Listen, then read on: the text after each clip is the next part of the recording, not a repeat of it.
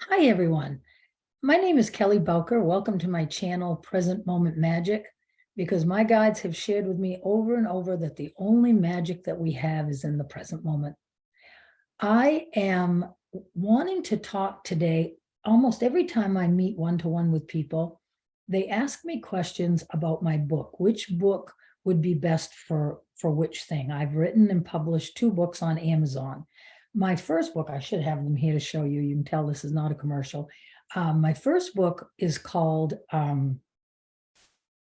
Redefining Faith. They gave me that title because it shows the journey of a woman through her life, a short little snippets of the play out of my life, and then how all of that came together to turn into this fast treadmill of awakenings that I've experienced over the last year. I would recommend that book. It's not well written. I'm going to tell you that right now. There's tons of typos. I couldn't figure out how to do chapters. From a literary standpoint, it's kind of a hot mess.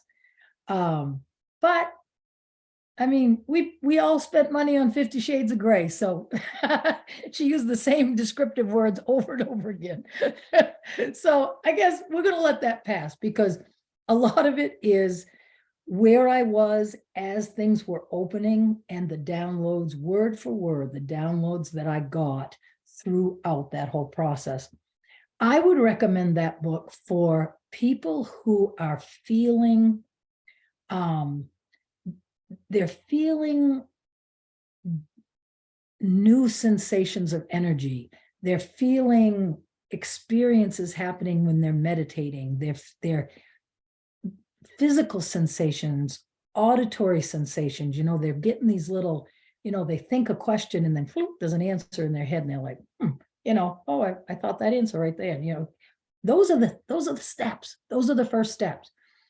I really think that book is for you. Because what holds us back is we don't think it's real.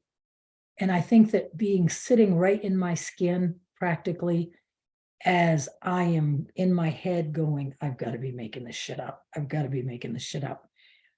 And then come into that place of trusting the voice, trusting and knowing that it was non-physical and how it played itself out and all through to from channeling to doing a mediumship reading, practicing with that, dipping my toes into some more structured stuff, realizing that my guides want to be my teachers. They don't want me to take classes, which is odd in this world. In this world, typically we take classes to learn. And I do think that's a good way to do it. I think my path is just unique. I think my path is different in that sense. So yeah, I think that would be good for people like that. My second book is called Establishing Your Frequency. Again, they gave me the name because they gave me a beautiful download one day where they showed me Tinker Toys. I've shared this with some of you. They showed me the universe, infinite space filled with Tinker Toys, which for you young ones, it was wooden toys we used to play and build with when we were kids. And there were just plain brown round discs that had holes in the side and multicolored sticks of varying lengths that you could put, and then you'd put another round thing in and a whole bunch of sticks would come out and each one would have a round thing and a whole bunch of sticks. They showed me the universe full of that. And in that download, they gave me the knowing that it basically, if you read any of Joe Dispenza's stuff, it's what he talks about when he talks about all of the infinite probabilities and possibilities. It's quantum physics or mechanics or something like that. It's you can tell I don't know much about that. Anyway, we'll let that part go. But there are infinite probabilities that are from this moment right now, according to where my energy is vibrating. There are infinite timelines that can open up in front of me, infinite, to the next second, the next moment, present moment. And then there are infinite possibilities according to where my frequency is And that's the next one. And if your frequency is vibrating at that place of the night before Christmas, when everything is possible, that expectation and wonder and awe, thinking about what the most greatest possible thing could happen. If you're vibrating there, the greatest, most possible, wonderful thing is going to happen. That's going to be the timeline that collapses into your experience. That is how we create our world. It's how we create our reality.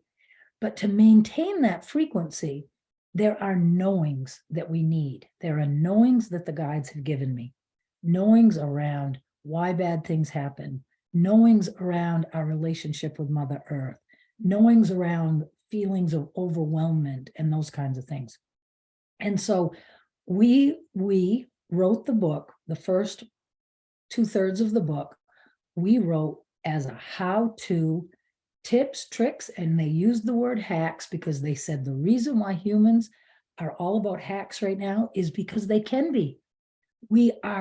Everything is faster now. Our energy is faster. Our thinking is faster. We're smarter. It doesn't take a 2-hour meditation to line up your chakras. It can happen like that when you know how to do it. So that's the beginning of the book. They wanted it to be written as opposed to my first book where I go back and I write it in chronological order, telling a story. They wanted it to be real time. They basically, like what we're doing right now, Kelly has an experience. I sit down with my guides and I'm like, what the hell? Tell me what I'm supposed to do about this. And they gave me stuff. Or I would be writing, I would sit down in the morning. They wanted it to be real time. So I wouldn't even be thinking about what I was going to write. I would have time to write. I would sit down and I would just sit and I'd open my heart and I would get a title of a chapter. And I'd say, okay. And I would sit with that from what I know, because I've been living this. I would sit with what Kelly knows and I would start to write. And then my jaw would start to tremble and it'd be like, oh, the guides got something they want to say about this. And I would just would keep writing. I wasn't writing, I was dictating into my computer, which worked really, really well. That's how it was going until one particular morning when I got up and I said, what are we going to write about? And they dropped the cover of a book in my mind that I owned, that I bought probably 25, even maybe 30 years ago. I knew where the book was. I had never read this book. I knew it was about angels. I brought the book out and I say, sitting in front of my computer, I say, okay, what now?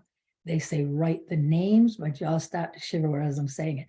Write the names of the angels in this document, meaning my book that I was writing on the computer. And I'm like, okay, so I did that. And then I said, okay, what next? And they said, the angels are going to come to you. They're each going to write a chapter of the book. And I know some of you have heard me say this, but I cannot describe what I felt in that moment. There are some of you who've asked me, tell me the names of my guides. I'm not comfortable with that. My guide gave me Lacroix, and really we played around because of the stuff out on the internet telling me I should find out the names, and I played around with that for a little while, but honestly, I know it's all. I know it's all. And I know it's what we need when I open and I've got a client, or I even open for myself. And I just say, what do we need in my mind and in my heart? I say, bring through the highest and greatest good for what we need and what we can understand in this moment. And I know that is way different than it was 6 months ago or a year ago, I mean. That is way different. I can feel the energy can overwhelm me sometimes. It's amazing. It's way different than when Lacroix. Now, do I believe Lacroix? Because Lacroix, it took time, but I finally understood that it represented the cross. Whether it is French for lacrosse or not, I don't know, but that's what it represented to me. And it took time for this to all come together in my head. And it goes back to childhood, that holding that cross that I did more nights than I can tell, crying myself to sleep or rocking myself to sleep, praying to God and Jesus to keep me safe because I was scared, because I was home alone. The cross, they were that energy that I felt. they were that energy that I felt through all my life until I finally was open enough to feel the whole of them. It isn't pieces, it's the whole. What can we take in at any given time? What can we absorb? What won't freak us the fuck out? You know, if they had come through to me the way that the guides come through to me now, back then, that first time, it would have terrified me. It would have overwhelmed me. So now back to the back to the second book. So I have a meltdown. I start sobbing. I am hit just overwhelmingly with this wave of unworthiness, just this wave of unworthiness. And they take me through a process, which is in the second book. It was and I hope I explained it well enough so that people can kind of visualize and meditate their way through it. They brought energy in that was like explosive energy that was going in at a cellular DNA level and grabbing and breaking up feelings of unworthiness, and they swirled it around and they took it and gave it to Mother Earth. That's the cliff notes on that. And I mean, it was like, hold it on for dear freaking life through the whole thing. It was amazing. It was like I had an angel sitting right beside me saying, take a breath in, let it out, push the energy, move the energy. I mean, oh my God, it was just phenomenal.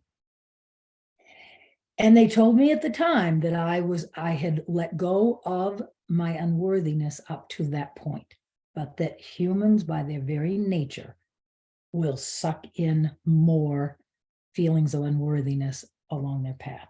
And I thought that was very honest of them, to be honest.